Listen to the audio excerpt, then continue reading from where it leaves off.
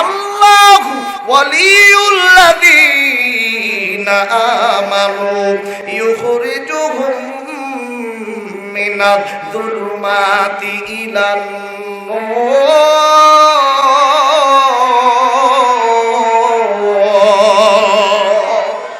ইমান যদি বান্দা আনার মতো আনে, ইমান যদি আনে, ইমানের দৌলতে যদি তারা শক্তিশালী ইমান আনতে পারে, আর আমি আল্লাহর প্রতি যদি তারা ভয় রাখতে পারে, আমি আল্লাহ ওই বান্দার অভিভাবক হইব। শুধু অভিভাবক হইয়াই ক্ষান্ত হব না, মিনাজ যুলুমাতি ইলান নূর, আমি আল্লাহ বান্দার অভিভাবক যাদের হইব তাদেরকে আমি অন্ধকার অচ্ছন্নতার পথ থেকে আলোর পথে সন্ধান দিয়া দিব। আওয়াজ করে জবান খুলে বলেন সুবহানাল্লাহ। আমার ভাইরা, আমার বন্ধুগণ, এই মানুষগুলো এখন আমার আল্লাহ রাব্বুল আলামিনকে ভুইলা আল্লাহর তৈরি নানান রকম সৃষ্টির ইবাদত করে।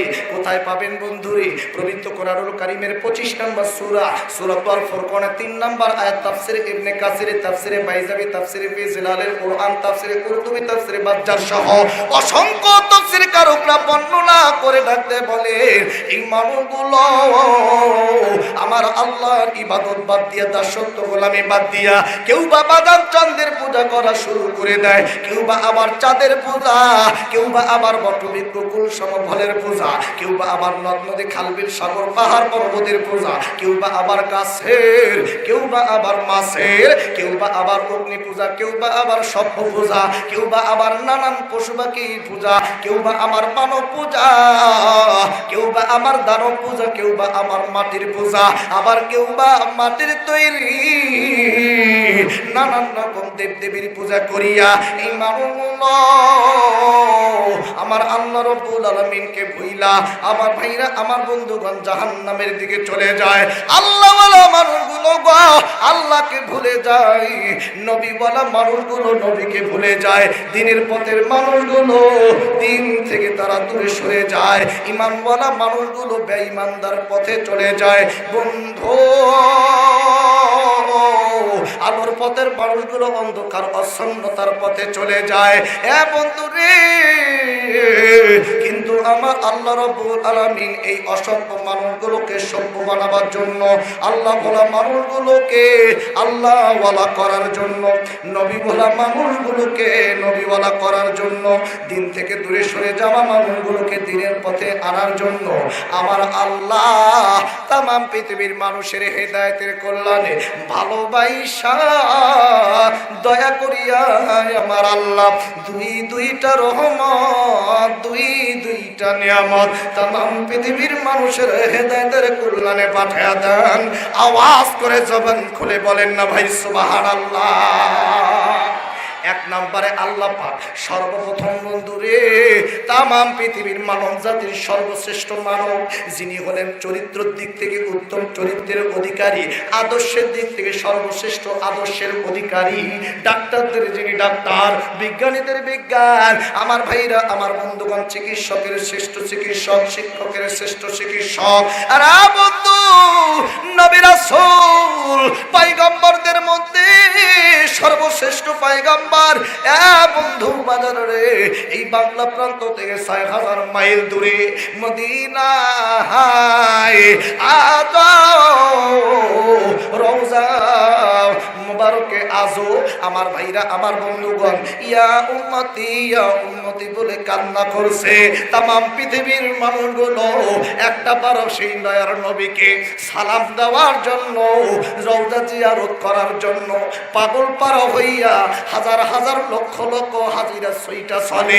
আমার আল্লাহ সেই দয়ার নবী মায়ের নবীকে সর্বপ্রথম মানব জাতির শ্রেষ্ঠ মানব হিসাবে রহমত স্বরূপ আমার আল্লাহ পাঠায়া দিলেন। জোরে কান সুবহানাল্লাহ।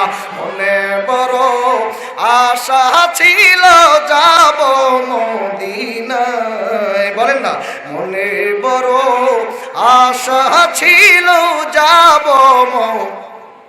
কই ভাই আজান একটু জোরে বান না, আওয়াজ দেন না।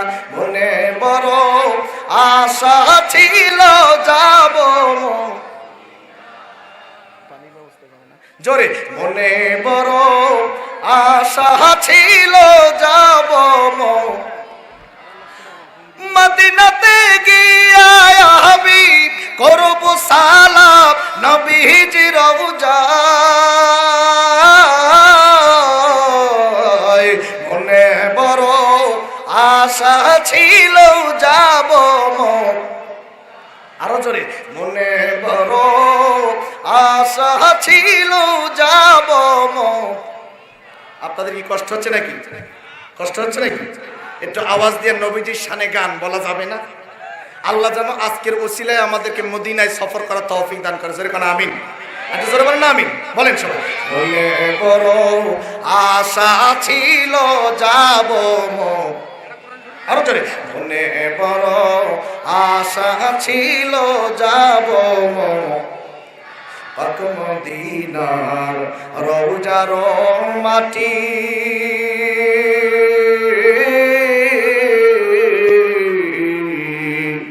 আরো শেরো চাইতে আরো কত যে খাটি ওই মদিনার রওজার মাটি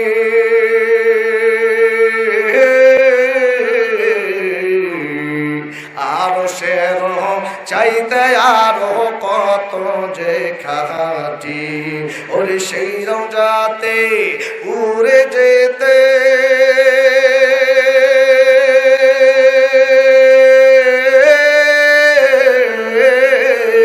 আমার সেই রওজাতে উড়ে যেতে পাগলে দিল দিওয়ানা আশিক ভক্তের জানের টুকরা সোনার মদিনা। বলেন না আশিক ভক্তের জানের টুকরা সোনার মদিনা রে আশিক ভক্তের জানের টুকরা সোনার মদিনা। আমার কপালের কাবা মক্কা শরীফ দিলের কাবা মদিনা আমার কপালের কাবা মক্কা শরীফ দিলের কাবা মদিনা আশিক ভক্তের জানের টুকরা সোনার মদিনা। বলেন না আশিক ভক্তের জানের টুকরা সোনার মদিনা। আল্লাহ যেন আমাদেরকে জীবনে একটা বার মদিনায় যাওয়ার তৌফিক দান করে। জোরে কারণ আমিন। আর একটু জোরে বাজান, আওয়াজ করে জোরে বলেন না বাজান আমিন। আমার ভাইরা আমার বন্ধুগণ, সর্বপ্রথম বিশ্ব নবীকে 2 নম্বরে নবীজির উপরে নূর নামক 30 পারা কোরআন দীর্ঘ 23 বছর ধরে আল্লাহ রাব্বুল আলামিন নাজিল করলেন तमाम পৃথিবীর মানব সম্প্রদায়ের জন্য। আমার ভাইরা বন্ধু,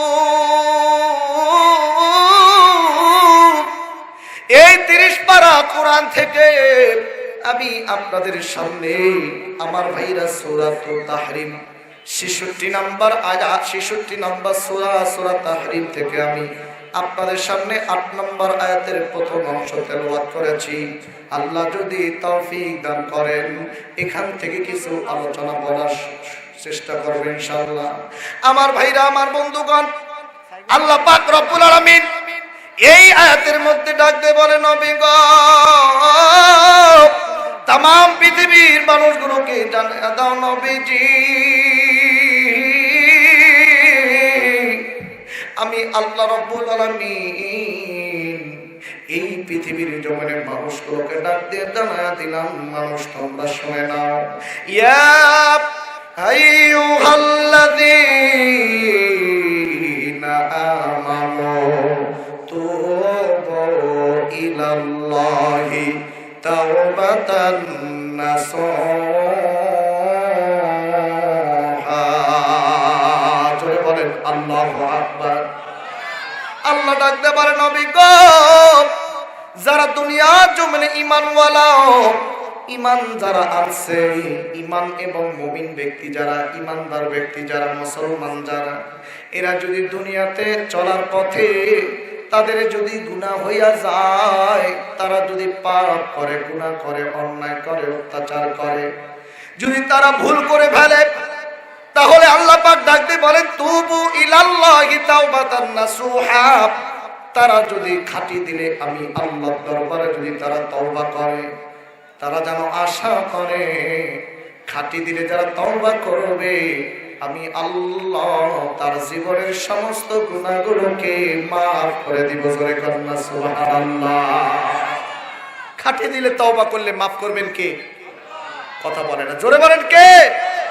আল্লাহ বলে বান্দা যত গুনাহ হোক না কেন তোমরা হতাশ হইও না, যত গুনাহ হোক না কেন তোমরা আশা ছাইরো না, কারণ আদম সন্তানকে আমি বানাইছি।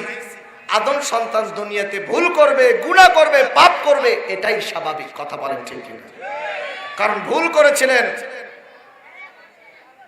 করেছিলেন বাবা আদম আলাইহিস সালাতু ওয়াস সালাম।